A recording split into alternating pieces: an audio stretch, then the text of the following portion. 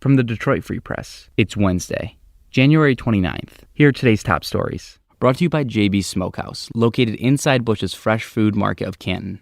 JB's offers a range of authentic barbecue favorites, and with more than 30 Michigan craft beers on tap, trivia, and live music every Friday night, JB's is sure to become your new favorite barbecue spot. I'm Teresa Baldus with the Detroit Free Press. The controversy involving the De La Salle hazing scandal appears to be over. On Tuesday, a prosecutor said he will not be seeking charges against 3 football players accused of hazing another teammate as part of an initiation process. The prosecutor said while he's convinced that a crime did occur, he doesn't have enough evidence to bring charges. He said the school has withheld evidence, lost evidence, and several members of the staff have refused to talk. He said he's frustrated, but that's the way it goes. He doesn't have the goods to prosecute the case.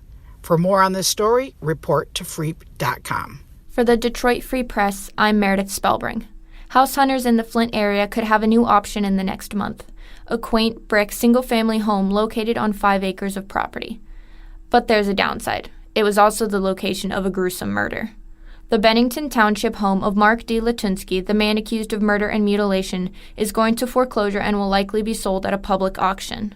Security Federal Credit Union published a foreclosure notice on January 23rd for the home where 25-year-old Kevin Bacon of Swartz Creek was brutally murdered. The auction is expected to happen February 26 in Shiawassee County Circuit Court. Property records show the home has a market value of around $93,000 and was purchased in May 2001 for $80,000. Latunsky faces murder charges for the alleged killing and cannibalizing of Kevin Bacon in Latunsky's basement near Christmas Eve. Kevin's naked body was found hanging from the ceiling by his ankles on December 28th. Latunsky reportedly admitted to police he stabbed Kevin twice in the back of the neck. He then allegedly strung him up and sliced his throat, Michigan State Police Special First Lieutenant David Kaiser told the Free Press. He admitted he then castrated Kevin and took his testicles, cooked them, and ate them, Kaiser said. For more information on the home and the murder of Kevin Bacon, head to freep.com. Hi, this is Kathleen Gray, and I cover the state legislature for the Detroit Free Press. Are you one of those people who loves the feel of wind in your hair on Michigan's waterways?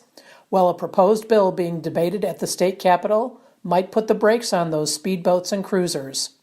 High water levels have local officials crying uncle and begging for more no-wake zones on Michigan's lakes and rivers.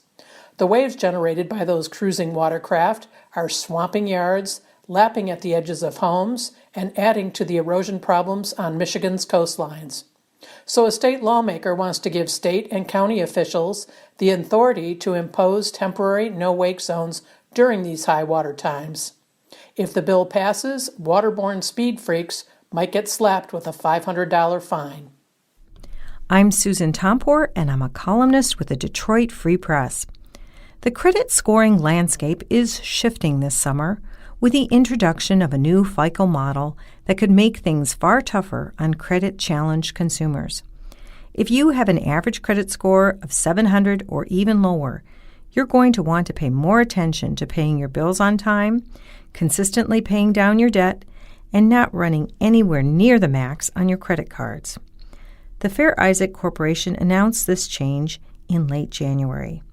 The objective is to reduce risk and help lenders avoid defaults for credit cards, car loans, and mortgages. One key tip for consumers now: don't try to pay off all your credit card debt by taking out a personal loan and then loading up on more debt in the future. Such a move will hurt your score. I'm Kirkland Crawford with the Free Press Sports Department and a what-if scenario for the Detroit Lions. How different would the last 2 seasons have been if the team would have signed cornerback Richard Sherman? The Lions made a huge play back in 2018 at the former All-Pro, which many thought was on the last legs of his career considering how he had just had a major Achilles injury. But as Sherman has said over the last few days, the money the Lions offered wasn't enough to make up for the team culture and scheme then new head coach Matt Patricia was going to implement. In short, Sherman thought the Patriot way wasn't going to work for him. And he was right. He signed with the 49ers, who will be in the Super Bowl on Sunday against the Chiefs. One thing's for sure, it probably would not have mended the rift between Sherman and Michigan coach Jim Harbaugh, which dates back to their days at Stanford. And from the sounds of it, it won't be healed anytime soon. For more stories from the Detroit Free Press, be sure to check out freep.com. That's FREEP.com. If you want to support our quality local journalism, subscribe. Go to freep.com/special offer. See you tomorrow.